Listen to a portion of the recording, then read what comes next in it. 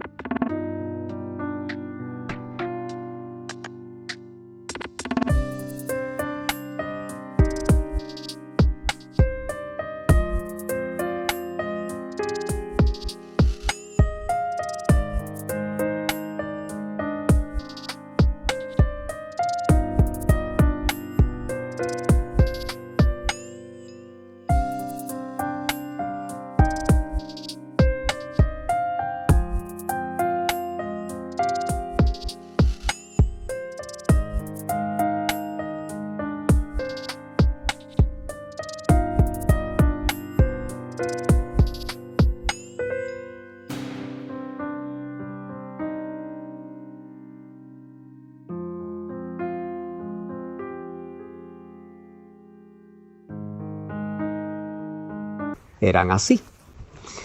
Es interesante ver esta historia. ¿Sabes que después de Filipos, Pablo y su grupo viajaron hacia el norte, a Anfípolis y a Polonia? Posiblemente pasaron una noche en cada una de esas ciudades, ya que la distancia de Filipos a Tesalónica era de unos 150 kilómetros, y estas tres ciudades estaban separadas más o menos por la misma distancia. Estamos hablando de 50 kilómetros de una ciudad a otra. Esto podría recorrerse en un día de camino a pie. Y en ese tiempo era normal caminar esa cantidad de kilómetros. Llegaron a Tesalónica después de 3 días caminando. Entonces Pablo y sus compañeros, pues, no sintieron el cansancio, porque ellos tenían una motivación misionera que los impulsaba.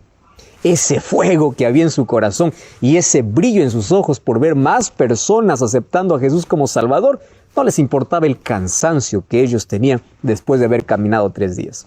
Llegaron a Tesalónica. Tesalónica era una ciudad de casi 400 años para ese entonces y estaba vinculada fuertemente con la realeza macedónica y con el Imperio Romano.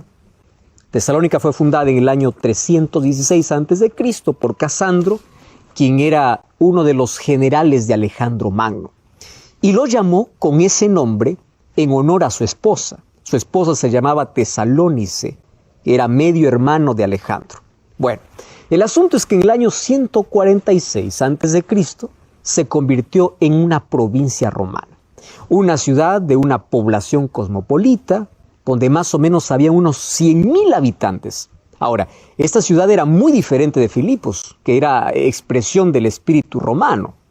Recuerda que Tesalónica había conservado el espíritu griego, por eso es que era muy diferente al lugar de Filipos, o la ciudad de Filipos. En Tesalónica había una sinagoga, y ese siempre es un buen lugar para comenzar la predicación. El asunto más apropiado para predicar en la sinagoga, ¿qué cosa era? Las Sagradas Escrituras. ¿Por qué? Porque las Sagradas Escrituras estaban compuestas por la Torá, que eran los escritos de Moisés, o la ley, los salmos y los profetas. Es decir, todo el Antiguo Testamento. Y allí, durante 3 sábados, Pablo predicó sobre Jesús. ¿Qué cosa mostraba? Cómo por medio de las profecías, Jesús era el cumplimiento de todas ellas. Jesús era el Mesías. Y había muchas profecías para comprobar eso. Así que comenzó por los libros de la ley. Comenzó por los escritos de Moisés.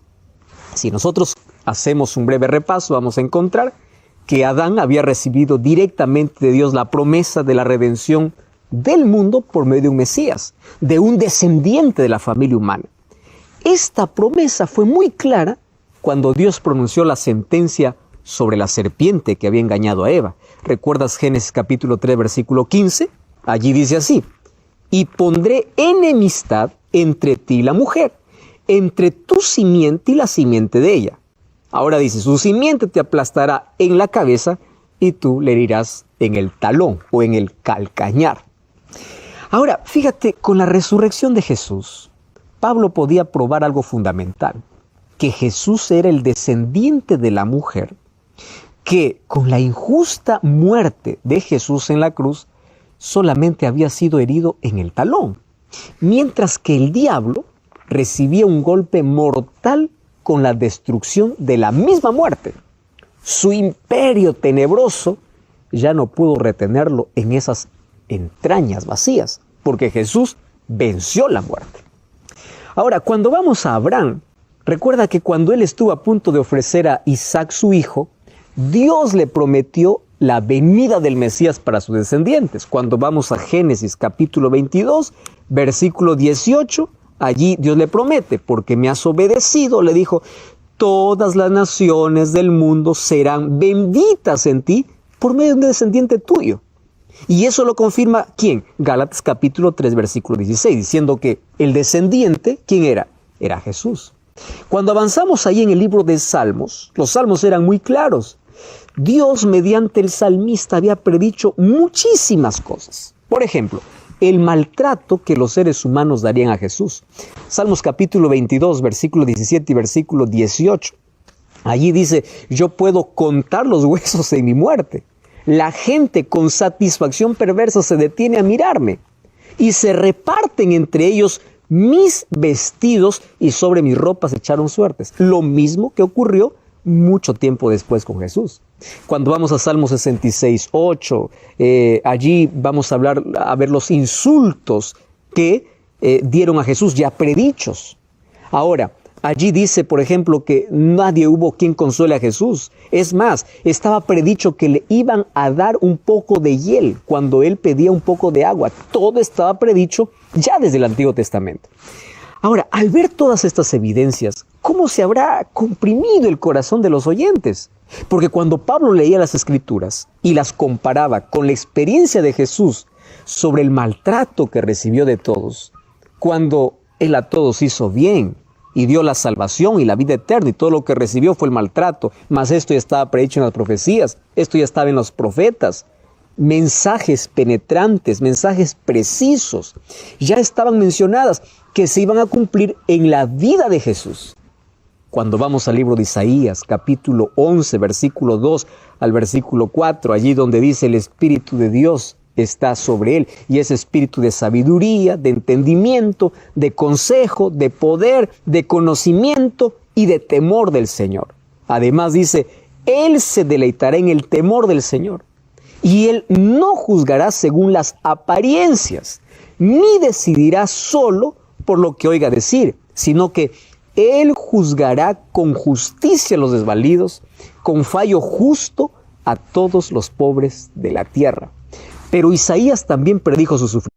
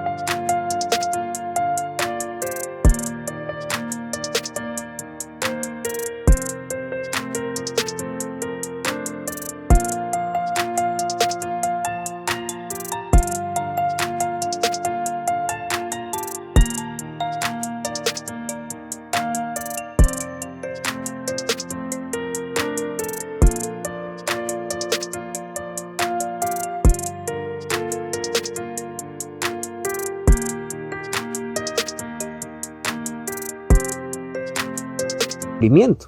Tú tienes que leer Isaías capítulo 53. A partir del versículo 3 dice que Él fue despreciado y rechazado por los hombres, varón de dolores, hecho para el sufrimiento. O sea, todos los que miraban a Jesús pudieron ver el cumplimiento de esta profecía. Además dice, Él cargó nuestras enfermedades, Él soportó nuestros dolores, pero nosotros lo consideramos por herido y golpeado por Dios. Allí dice que Él fue traspasado por nuestras rebeliones, Él fue molido por nuestras iniquidades y sobre Él cayó nuestro castigo. El precio de la paz que todos nosotros recibimos fue gracias a sus heridas, porque ahí el texto dice, por sus heridas fuimos sanados. ¿Sabes que el libro de Jeremías también anunció la venida de Jesús? Y él en Jeremías 23, versículo 5, lo menciona como justicia nuestra. Allí dice, vendrán días, dice el Señor, que de la simiente de David hará resurgir un renuevo justo. Él reinará con sabiduría y practicará el derecho y la justicia. En esos días Judá será salvado y Israel morará seguro. Y este es el nombre que se le dará, Jehová, justicia nuestra. Cuando avanzamos en los profetas, pues encontramos a Daniel. Daniel también profetizó acerca de la fecha del bautismo de Jesús. Cuando el ángel Gabriel le visitó para explicar la profecía de las 2300 tardes y mañanas de Daniel 8:14, en Daniel capítulo 9, versículo 25 dice, sabe pues y entiende que desde la salida del decreto para restaurar y reedificar Jerusalén hasta el ungimiento del Mesías príncipe habrán 7 semanas y 62 semanas, haciendo un total de 69 semanas. Ese tiempo que menciona el ángel comenzó en el año 457 a.C., cuando salió el decreto de la reedificación de Jerusalén. Y si sumamos, pues nos lleva al año 27 después de Cristo, la fecha cuando Jesús fue bautizado. Cuando vamos al libro de Miqueas, capítulo 5, versículo 2, habla de el lugar donde Jesús iba a nacer. Allí Miqueas 5:2 dice, de ti, Belén Efrata, pequeña entre todas las tribus, de ti saldrá el Señor de Israel. Cuando el apóstol Pablo citaba aquellas profecías sobre el sufrimiento del Mesías, sobre todo lo que anunciaba, sobre la misión que tenía el Mesías, cómo Él vino a ser hombre y entre los seres humanos vino a morir para luego darnos esperanza de vida, para poder resucitar, para poder sacarnos de la muerte. Todos los que estaban en Tesalónica no podían negarlas porque estaban en las Escrituras.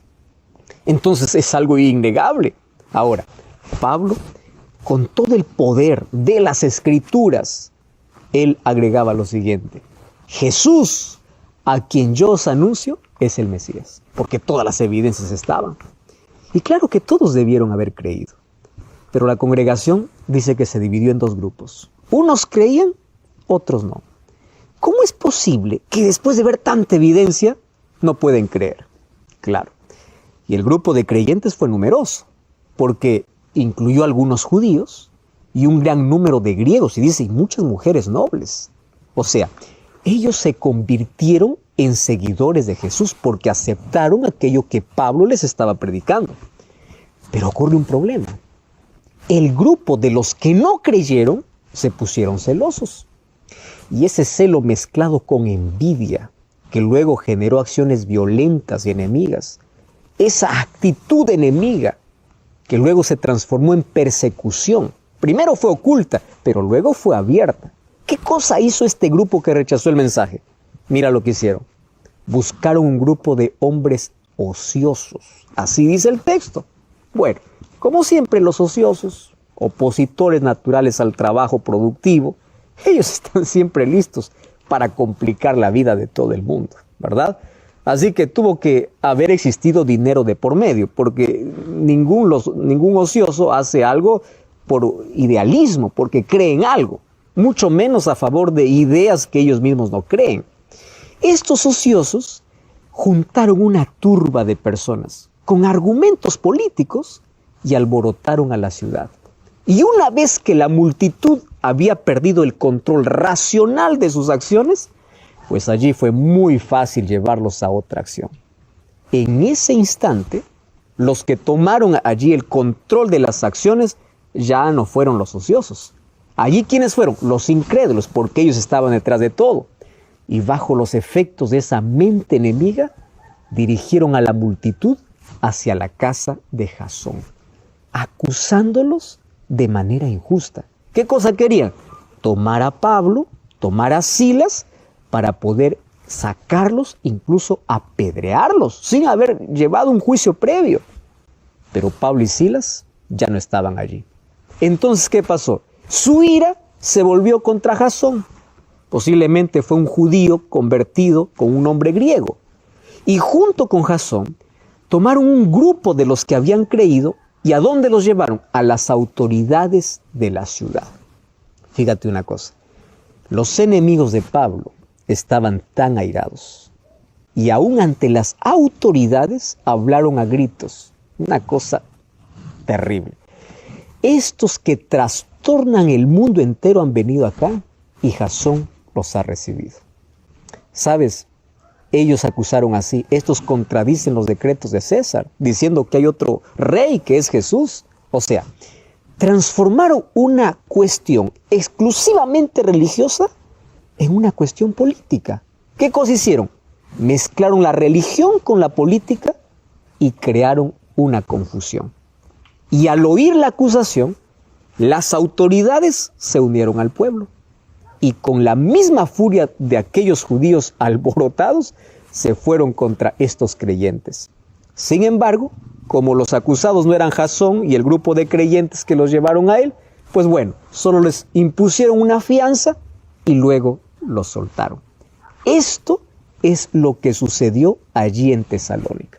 La pregunta es, ¿por qué los enemigos de la fe trabajaron tan violentamente para expulsar a imitadores de las iglesias de Dios en Cristo Jesús que están en Judea? Pues han padecido de sus conciudadanos las mismas cosas que ellos padecieron de los judíos. Estos mataron al Señor Jesús y a sus propios profetas, y a nosotros nos expulsaron. ¿Sabes que allí dice, ellos no agradan a Dios y se oponen, impidiendo también que otras personas puedan salvarse? Ese texto realmente es muy triste. O sea, no quieren que la salvación pueda llegar a los gentiles. Los incrédulos desprecian la salvación para ellos mismos y también impiden que otros puedan salvarse por medio de Cristo. Qué triste, ¿verdad? Esta es la obra del enemigo, que solamente desea la destrucción de toda la humanidad. Pero, ¿sabes? El deseo de Dios es que todos crean.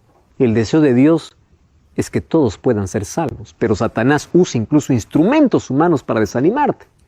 Cuando los hermanos de Tesalónica vieron el peligro que corrían Pablo y Silas, pues de noche ellos lo enviaron a otra ciudad, Berea. Berea no estaba muy lejos, estaba a unos 80 kilómetros hacia el oeste.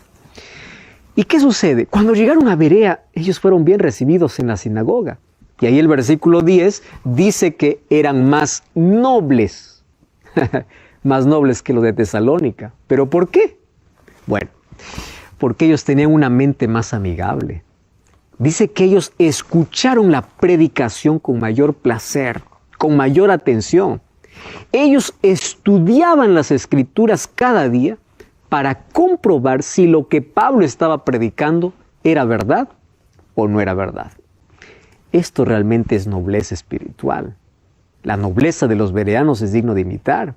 Ellos eliminaron sus prejuicios, ellos estudiaron las Escrituras para aprender la verdad, no para encontrar argumentos contrarios a la enseñanza de Pablo. ¿Con qué actitud tú vas a abrir la palabra de Dios? Ellos tenían la nobleza de la sabiduría. ¿Sabes por qué? Sabio es el que aprende todas las cosas de manera correcta porque tiene la mente abierta a todos los elementos que componen la obra del Señor. Ellos permiten que el Espíritu Santo pueda iluminar sus corazones. Es por eso que estudiaban las Escrituras con insistencia, con constancia, con profundidad. Ellos tenían esa medida de fe que ahuyenta las dudas, que conserva la cautela para no caer en la crítica de aquello que no es cierto. Tampoco ellos quieren estar en la ingenuidad de poder aceptar a cualquier persona que viene con un estudio. Ellos quieren comprobar si realmente es así. Esto es digno de imitar. Y esta es la razón por la cual los bereanos eran nobles. Sabes que el resultado fue excelente. Allí muchos judíos creyeron, muchos griegos también. Muchas mujeres distinguidas y muchos hombres creyeron porque ellos estaban dispuestos. Los de Berea nos enseña una metodología bíblica de interpretación. Sabes que en vez de estudiar la Biblia para satisfacer simplemente la curiosidad, ellos la estudiaban para aprender.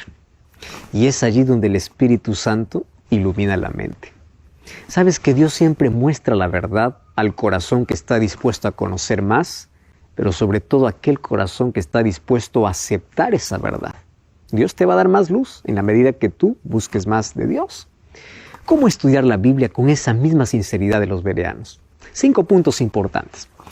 En primer lugar, tú tienes que hacer una interpretación contextual de la Biblia. Eso significa, un versículo solo puede ser entendido dentro de un contexto en el cual se escribe, no de manera aislada. O sea, cuando nosotros usamos un texto para probar una idea, necesitamos tener la seguridad que nuestra interpretación esté en armonía con toda la Biblia, porque un texto fuera de su contexto es un pretexto para cualquier herejía.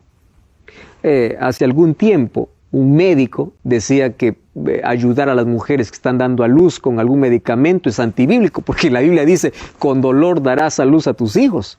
Sin embargo, el doctor Simpson, en el campo, que es especialista en el campo de la anestesia, dice, pues no, porque Dios, para poder sacar la costilla, para formar a Eva, tuvo que hacerle dormir un sueño profundo. ¿Y qué cosa puso Dios en anestesia?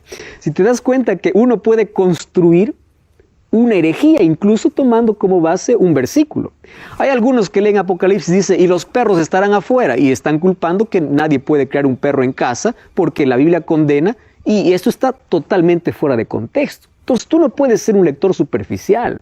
No te quedes en la orilla, investiga, profundiza. No te quedes con lo que el pastor dice. Abre la Biblia. Los bereanos comprobaban para ver si esto era así. Número 2, haz una interpretación comparativa. La Biblia se interpreta sola. Un pasaje vista a la luz de otros pasajes trae mayor luz sobre el tema. Tú necesitas comparar diversos textos del mismo asunto. Así se torna más claro el significado. Sabes que es muy importante reunir todo lo que los autores bíblicos dijeron sobre el tema que tú estás investigando antes de llegar a cualquier conclusión. ¿Por qué? Porque todos fueron inspirados por el mismo Espíritu, dice 2 de Pedro 1:21. O sea, la Biblia no se contradice. La Biblia simplemente amplía la información. Tú no puedes hacer decir lo que la Biblia no está diciendo. Por eso tienes que hacer una interpretación analítica. Sabes que hay textos bíblicos que no pueden ser entendidos si los separamos de las circunstancias en las cuales fueron escritos. Tengo que hacerme 5 preguntas cuando leo un texto. Primero, ¿quién escribió? Número 2, ¿para quién lo escribió? El destinatario, ver cuáles eran sus necesidades, cuáles eran sus preconceptos, cuáles eran sus problemas. En tercer lugar, ¿cuándo lo escribió? Ver la situación histórica. En cuarto lugar, ¿dónde lo escribió? Estudiar la iglesia, la comunidad a donde está dirigida el texto. Y en quinto lugar, ¿por qué lo escribió? ¿Cuál fue el motivo para escribir ese texto? Eso te lleva a ser un lector, no un lector turista, sino un lector explorador, que empiezas a analizar de una manera consciente. Número 3, haz una interpretación sin interferencias.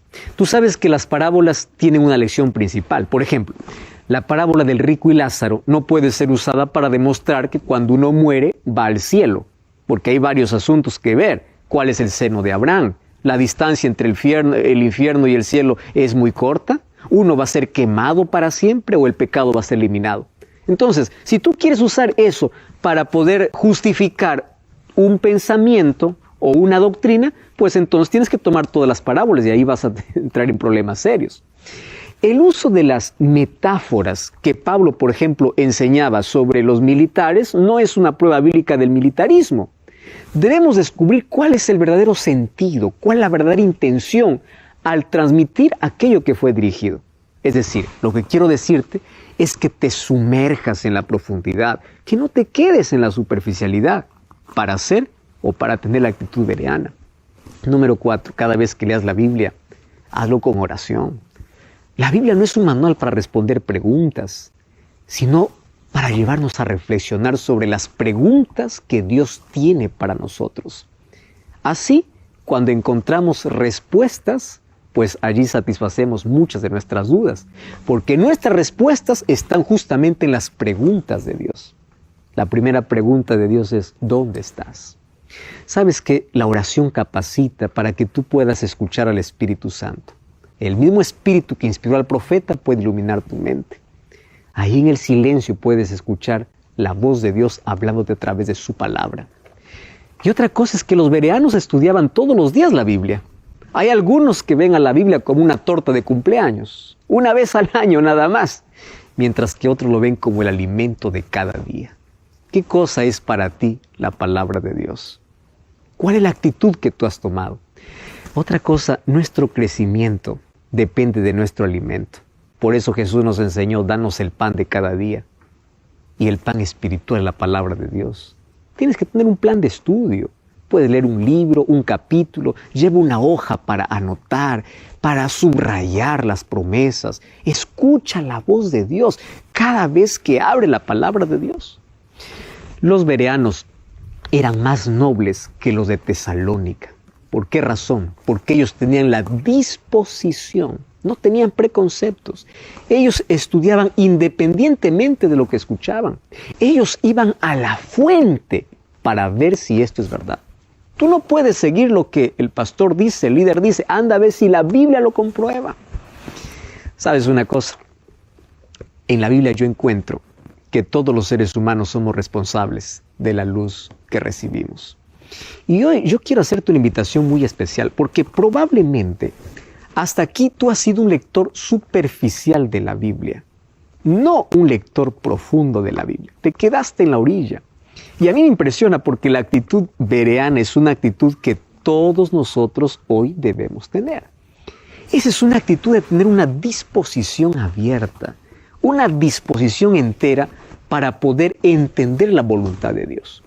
Mientras que los de Tesalónica era un grupo de personas que los incrédulos, por tener celos de aquellos que aceptaron a Jesús según lo que Pablo decía a través de las Escrituras, los bereanos tomaron otra actitud. Te vamos a escuchar, pero queremos comprobar por las Sagradas Escrituras. Y aquí viene mi invitación para ti. Porque probablemente tú estás siguiendo muchas costumbres, estás escuchando muchos sermones y has escuchado tantos mensajes en la vida y tú estás siguiendo algunas cosas que no has comprobado todavía con la palabra de Dios. Ya te conté que un texto fuera de contexto es un pretexto para una herejía. Ya te dije la manera como tenemos que estudiar la Biblia de una manera concienzuda, de una manera consciente, para que nosotros podamos llegar a la verdad. Porque existe una verdad y esa verdad no lo tiene un líder, no lo tiene un pastor, lo tiene la palabra de Dios. Juan 17:17 dice, santifícalos en tu verdad porque tu palabra es verdad. Si tú quieres estar lejos de la mentira, tienes que estar cerca de la verdad. Y para estar cerca de la verdad tienes que tomar la actitud de los bereanos, escudriñar, comprobar que aquello que te están explicando, aquello que estás siguiendo, aquello que estás haciendo, tiene una base bíblica, escrito está. Muchas personas edifican sus creencias no sobre la roca, sino edifican sus creencias sobre la arena. Y es muy triste ver que hay tantas personas que están edificados sobre tradiciones humanas, sobre costumbres humanas, sobre la religión popular o sobre la religión de la familia. Mas hoy quiero invitarte para que hoy, en actitud de oración, tú vayas a Dios y le digas, Señor, yo quiero comprobar si todo lo que creo está en tu palabra. Si así como me enseñan, está en tu palabra. Si tú tomas esa actitud, Dios te va a bendecir en gran manera. El Espíritu Santo que inspiró a los profetas será el Espíritu Santo que iluminará tu mente para hacerte entender y para colocarte sobre una base sólida. Una de las cosas que a mí me encanta es lo siguiente, que Dios siempre da luz para aquellos que buscan luz. Y si tú tienes la necesidad de poder encontrar la verdad, de poder encontrar la luz, si tú tienes realmente la necesidad de poder conocer de Jesús, Dios nunca te dejará en tinieblas, nunca te dejará en tinieblas. Y si quieres conocer la voluntad de Dios, hay un solo lugar donde tienes que ir, la palabra de Dios. Una de las cosas interesantes en esta historia es que Pablo conocía perfectamente la Biblia. Las Escrituras, ¿recuerdas cuando él mostraba para los de Tesalónica contextos bíblicos sobre quién era Jesús? Eso dice mucho de un cristianismo real. Eso dice mucho de la manera como tú te relacionas con la palabra de Dios. ¿De qué está llena tu mente? ¿De qué has llenado? ¿De promesas o de cosas vanas? ¿De qué está llena tu cabeza? ¿De la palabra de Dios? Mientras más estudies la palabra de Dios, tu fe va a crecer.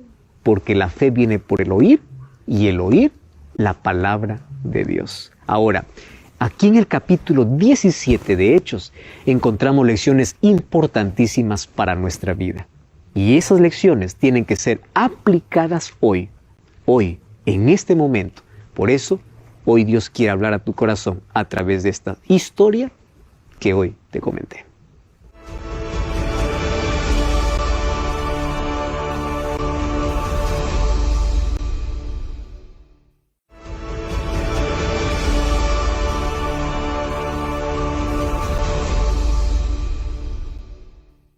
¿Y cuáles son las lecciones espirituales que podemos traer hoy para nuestra vida en la historia que hoy analizamos de Hechos capítulo 17, cuando Pablo entró a Tesalónica y luego pasó para Berea? Yo quiero compartir contigo algunos textos que aquí me llaman la atención y traen lecciones espirituales importantísimas para nuestra vida. Hechos capítulo 17, versículo 4 dice: algunos de ellos creyeron. ¿Qué cosa es lo que aquí llama mi atención? Es lo siguiente. El Evangelio fue presentado para los de Tesalónica de la manera más clara. Había tanta evidencia que ya te mostramos aquí cómo Pablo podría escudriñar las Sagradas Escrituras tomando desde los primeros libros, desde el Pentateuco, desde Génesis, pasando por los profetas. O sea, era tan claro, pero tan claro el mensaje, que solo algunos creyeron. Sabes que muchas personas rechazan la verdad que saben.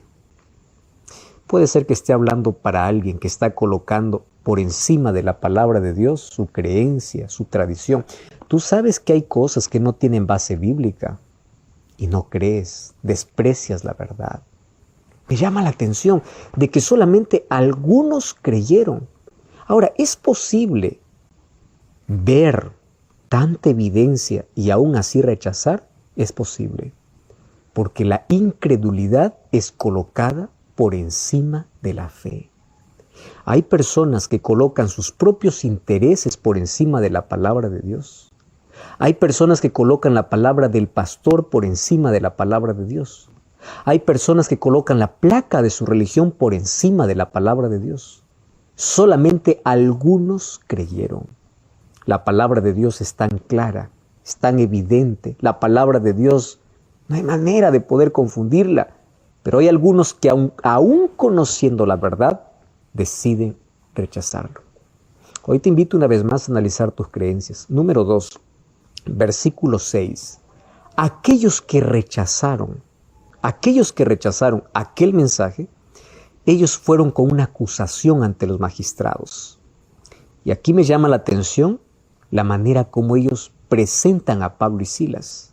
Y dice así: estos son los que trastornan el mundo entero. Y una cosa quiero decirte: el Evangelio no trastorna, el Evangelio transforma vidas. Porque el Evangelio tiene poder para restaurar, para transformar, no para trastornar. Pero ¿qué sucede con las personas que rechazan el Evangelio? No tienen paz. El Evangelio los incomoda. Y cada vez que lo vuelven a escuchar quedan perturbados porque saben qué decisión tienen que tomar y aún así lo rechazan. ¿Tú crees que tiene paz una persona que conoce la verdad y vive en mentira? ¿Tú crees que quedó en paz Pilato después de condenar a Jesús sabiendo que él era inocente? ¿Tú crees que está en paz una persona que conoció a Jesús y se desvió del camino y sabe dónde debe estar, en qué camino debe estar, mas está lejos de Dios? Entonces, cuando dice trastorna, claro, las personas se sentían incomodadas al ver tanta luz y al ver de que ellos no lo podrían aceptar. Lo que hacen estas personas es decir, este mensaje trastorna, cuando en la realidad el mensaje transforma el corazón.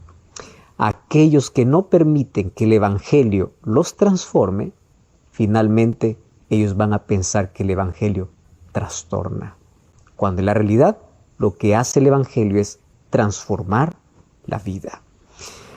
Una tercera frase o expresión está en el versículo 11, cuando los de Tesalónica hicieron todo ese alboroto y quisieron allí acusar y prender a Pablo y Silas. Ellos tuvieron que ir para Berea. Y ya vimos aquí las razones por las cuales los bereanos eran más nobles. Pero quiero analizar una palabra. Y dice así el versículo 11 del capítulo 17 de Hechos, que eran más nobles que los que estaban en Tesalónica, porque recibieron la palabra con toda solicitud. ¿Cuánto deseo tienes tú para recibir la palabra de Dios? ¿Cuánta disposición tienes tú para poder recibirla? Ahora, no solamente la recibieron, allí viene un verbo importantísimo que tiene que ver con una actitud humana frente a la palabra de Dios. Escudriñando cada día, no cada semana, no cada mes, no de vez en cuando, no cuando hay crisis, no, cada día. ¿Y cuál es la palabra aquí importantísima? Escudriñar. Escudriñar es profundizar. Escudriñar es meditar, es reflexionar. Jesús ya mencionó, escudriñad las Escrituras, porque en ellas encontráis esperanza, encontráis vida eterna, y ellas son las que dan testimonio de mí. Tú sabes que en cada página de la Biblia se muestra Jesucristo. Desde la primera página aparece creando, hasta la última página llamando al ser humano. Y en toda la Biblia encontramos el amor de Dios, encontramos a Jesús. Ahora, cuando uno escudriña la Biblia, es como aquel que va en busca de un tesoro. El tesoro no está en la superficie, el tesoro está en la profundidad. Y para llegar hasta ese tesoro hay que cavar, hay que esforzarnos. Si tú quieres descubrir el verdadero tesoro para la vida, tú tienes que escudriñar. Los bereanos eran más nobles, no solamente porque aceptaron la palabra, sino que ellos fueron a comprobar, ellos fueron a escudriñar. ¿Tú estás escudriñando la palabra de Dios? ¿Sabes que en la Biblia yo encuentro que este libro sagrado, que muchos lo tienen como amuleto, o muchos lo tienen en la biblioteca solamente para llenar un espacio, este libro transforma, cambia vidas. Aquí en este libro no solamente hay historia, no solamente hay ciencia, aquí está el plan de salvación para el ser humano. Este es el manual de felicidad para que tengas una mejor salud, mejor finanzas, mejor vida, una mejor familia. Este es el libro que necesitas para tu vida. Salmo 119, 105 dice, lámpara es a mis pies tu palabra y lumbrera mi camino. Sabes que vivimos en un mundo lleno de oscuridad, lleno de inmoralidad, lleno de dolor, de sufrimiento. Y en la oscuridad del mundo, la única luz que se levanta para iluminar al ser humano es la palabra de Dios. Entonces, tú decides o andar en luz o caminar en tinieblas. Pero aquel que anda en tinieblas tropieza, cae, se resbala, se hiere. Entonces evita heridas en la vida. Toma la luz, toma la palabra de Dios. La Biblia también es comparada como una espada. Hebreos 4 dice que es como una espada de dos filos. Una espada, ¿por qué? Porque es una defensa personal contra el enemigo. Jesús venció en el desierto con el poder de la palabra de Dios. Pero también es una espada porque discierne. Porque cuando entra a tu vida, puede llegar a los cantos más oscuros de tu corazón. Aquellos cuartos de tu vida que tú los tienes allí con candado y no quieres que nadie abra. Porque allí hay heridas escondidas. Hay traumas desde la niñez. Hay cosas escondidas en toda la vida. La palabra de Dios discierne, entra para poder transformar. La palabra de Dios también es comparada a un martillo que puede romper la incredulidad, que puede quebrar barreras. Y la palabra de Dios también es comparada al pan. ¿Por qué al pan? Porque es el alimento espiritual. Así como tú te esfuerzas para buscar el alimento cada día para fortalecer tu cuerpo, para estar bien físicamente, para poder estar firme ante las enfermedades, tú necesitas alimentar tu alma. Cuando hablo de alma, no estoy hablando de algo que está fuera del cuerpo, para alimentar tu vida, para fortalecerte en los momentos más difíciles. Aquel que piensa permanecer firme delante de las circunstancias tiene que estar alimentado con la palabra de Dios. Entonces, en la Biblia encuentro varias figuras para poder ilustrar la palabra de Dios. Y los bereanos escudriñaban las Escrituras y lo hacían cada día. No cada vez que se acordaban, no cada vez que lo pasaban mal, cada día. Esta debe ser la actitud de todo hijo de Dios. Esta es la que nos permite tener un relacionamiento cercano con Dios. ¿Cómo podemos conocer mejor el carácter de Dios? ¿Cómo podemos encontrar respuestas para las diferentes interrogantes de la vida? Pues aquí está en la palabra de Dios. Mas hay una figura que enternece mi corazón. ¿Sabes que Jesús dijo en el libro de Lucas, capítulo 8, versículo 11? Mira lo que dice el libro de Lucas, capítulo 8, versículo 11. Cuando Jesús explica la parábola del buen sembrador, allí en Lucas capítulo 8, versículo 11, es muy claro al decir, y él dice lo siguiente: y la semilla de esta parábola es la palabra de Dios. Voy a repetir una vez más. La semilla es la palabra de Dios. ¿Y qué cosa es interesante esta ilustración de que la semilla es la palabra de Dios? Tú conoces una semilla. Sabes que una semilla puede ser tan pequeña, tan insignificante, pero cuando cae en la tierra, ¿qué cosa sucede con la semilla? La semilla comienza a traer vida. Algo tan pequeño e insignificante puede crear, puede tener vida y puede nacer una planta, y esa planta puede hacerse grande y puede dar frutos. Esto me gusta de la palabra de Dios. Es como una semilla que cuando se siembra en tu corazón y tú permites que pueda crecer, te va a dar satisfacción, te va a dar esperanza, te va a dar frutos para vida eterna. Solo que Satanás ha intentado robar esa semilla. Por eso es que tú estás distraído para no poder conocer de la palabra de Dios. Por eso es que hay tantas distracciones hoy que no hay tiempo para abrir la palabra de Dios. Porque Satanás quiere impedir que la semilla primero caiga en tu corazón. Y cuando cae en tu corazón, ahora quiere impedir que la semilla crezca. Y allí aparecen las espinas de la vida, las distracciones de la vida, las cosas de esta vida que absorben nuestro tiempo, que absorben todo, que cambian. ¿Ya te diste cuenta la importancia de tener la actitud bereana? Escudriñar las Sagradas Escrituras. Sabes que este es el único libro que puede transformar tu vida para siempre. Hace algún tiempo escuché la historia de un misionero que estaba caminando por un puente, y al pie del puente veía, mientras él iba para poder predicar, siempre a un drogadicto, todos los días fumando. Un día dice: yo estoy visitando a tantas personas, ¿por qué no puedo alcanzar la palabra de Dios a este drogadicto? Así que él bajó el puente y de ese lugar tan sucio, maloliente, donde estaba ese drogadicto, se acerca y le dice: mira, he venido para traerte un regalo. Y aparte de darle algunas cosas básicas para alimentarse, le dice: también he traído alimento espiritual. Que el drogadicto vio la Biblia